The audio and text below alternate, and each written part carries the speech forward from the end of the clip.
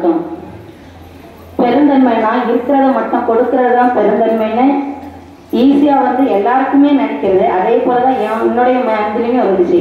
ஆனா இன்றைய நாள் பெருந்தன்மையுடைய சிறப்புகளை பல்வேறு விதங்களில் நமக்கு அளித்தது 5ஆம் வகுப்பு ஆசிரியர் பெருமக்களும் குழந்தை செல்வங்களுடைய பெருந்தன்மை. எனவே அவர்களுக்கு முதன்முதல் என்னுடைய வாழ்த்துக்களை பாராட்டுக்களை உரித்தாக்கிக் கொள்கிறேன்.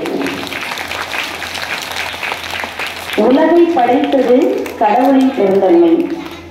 நாம் நம்முடைய தாயின் கருப்பையில் உருவாக்கியது நம் தந்தை தாயின் பெருந்தன்மை. நம்மை வாழ வைத்து பாதுகாத்து கொண்டிருப்பது நம் பெற்றோர் மற்றும் உற்றார் உறவுகளின் பெருந்தன்மை.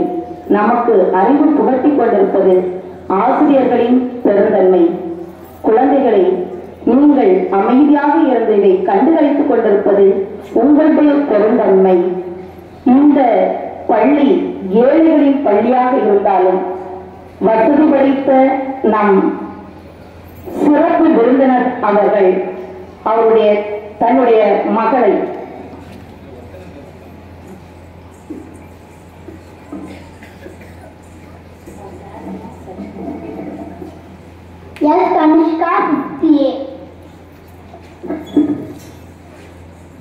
இந்த வருஷம் தான் வந்தான்னு நான் நினைச்சுக்கிட்டேன். அவன் ஃபர்ஸ்ட் ஸ்டாண்டர்ட்ல இருந்து இங்கதான் படிக்கிறா அப்படின்னு சார் சொன்னாங்க.